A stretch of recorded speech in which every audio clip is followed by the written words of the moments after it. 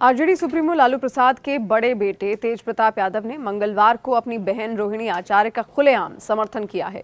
रोहिणी ने हाल ही में अपने भाई तेजस्वी यादव और उनके सहयोगी संजय यादव पर अपमान करने के आरोप लगाए थे।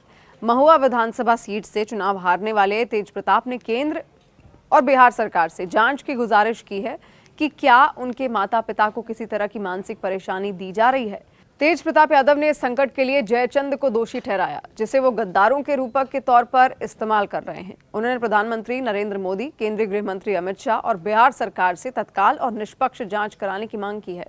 रोहिणी आचार्य ने रविवार को ये आरोप लगाया था कि उन्हें गंदी गालियां दी गई और उन पर यह आरोप लगाया गया कि उन्होंने अपने बीमार पिता को किडनी देने के बदले में करोड़ों रुपए और चुनाव लड़ने के लिए टिकट लिया है। कुछ साल पहले लालू प्रसाद को किडनी दान करने वाली रोहिणी ने ये कहा कि उन्हें अपने पति और ससुराल वालों की सहमति या अपने 3 बच्चों की भलाई की परवाह किए बिना ये बलिदान देना पड़ा। तेज प्रताप ने अपने सोशल मीडिया पोस्ट में लिखा कि कुछ लोग जयचंद, उनके माता पिता लालू प्रसाद जी और मां को मानसिक और शारीरिक दबाव में रखने की कोशिश कर रहे हैं। उन्होंने चेतावनी दी कि अगर इसमें रत्ती भर भी सच्चाई है तो ये सिर्फ उनके परिवार पर हमला नहीं, बल्कि आरजेडी की आत्मा पर सीधा प्रहार है। उन्होंने ये भी कहा कि वो किसी भी हालत में अपनी बहन का अपमान बर्दाश्त नहीं करेंगे। तेज प्रताप ने सरकार से ये भी अनुरोध किया है कि अगर किसी ने उनकी बहन, मां या पिता के साथ दुर्व्यवहार किया है, धक्का दिया है, गालियां दी हैं या मानसिक शारीरिक उत्पीड़न किया है, तो संजय यादव और रमीज नेमत खान और प्रीतम यादव जैसे लोगों पर तत्काल एफआईआर दर्ज की जाए।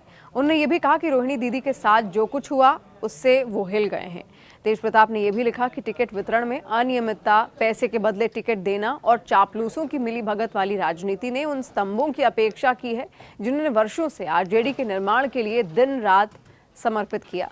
उन्होंने कहा कि आज यही जयचंद लालच और चापलूसी से प्रेरित होकर परिवार और संगठन दोनों को नष्ट कर रहे हैं। रोहिणी ने अपने पिता के उत्तराधिकारी तेजस्वी यादव और संजय यादव पर निशाना साधते हुए कहा कि सभी विवाहित महिलाओं को अगर उनका कोई भाई है तो ऐसा कदम कभी नहीं उठाना चाहिए। उन्हें अपने भाई से अपनी किडनी या किसी हरियाणवी दोस्त की किडनी दान करने के लिए कहना चाहिए। देखिए, बिहार की राजनीति में लालू प्रसाद यादव का परिवार हमेशा से सुर्खियों में रहा है, लेकिन हाल के दिनों में ये परिवार फिर से चर्चा में आया और वजह है वही पुरानी घर के भीतर का विवाद भी ऐसा जो सीधे लालू परिवार की छवि और राजनीति दोनों को चोट पहुंचाता है। दिलचस्प बात यह है कि ये विवाद फिर उसी जगह से शुरू हुआ जहां पर 6 साल पहले भी एक बड़ा बवाल हुआ था, 10 सर्कुलर रोड पर।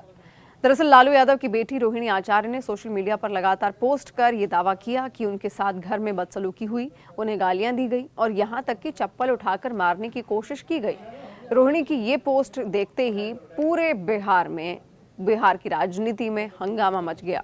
रोहिणी ने यहाँ तक लिखा कि वो परिवार और राजनीति दोनों से दूर हो रही हैं क्योंकि अब उनके लिए इस माहौल में रहना मुश्किल हो गया है।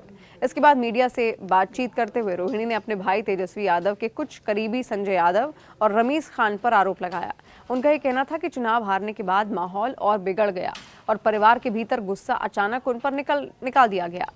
इस मामले ने कुछ ही दिनों में लालू परिवार के भीतर चल रही खींचतान को पूरी तरह से उजागर कर दिया।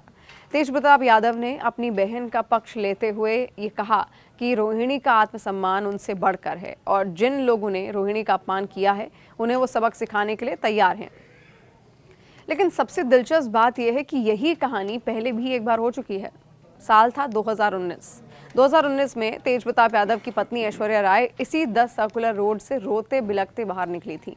उस समय ऐश्वर्या ने आरोप लगाया था कि राबड़ी देवी ने उनके बाल खींचे, तेज प्रताप ने उन पर हाथ उठाया और मीसा भारती और सुरक्षा कर्मियों ने मिलकर उन्हें घर से बाहर निकाल दिया।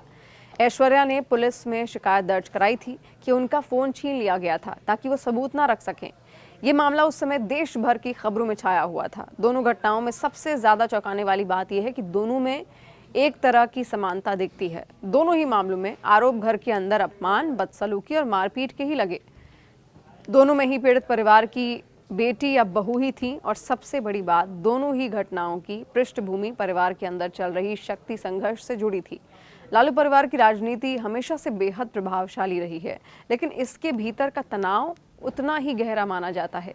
10 सर्कुलर रोड सिर्फ एक घर नहीं, ये परिवार की राजनीतिक गतिविधियों का केंद्र भी है। यहाँ हर सदस्य की भूमिका, प्रभाव और दखल अहम होता है। ऐसे में छोटी सी बात भी बड़ा विवाद बन जाती है।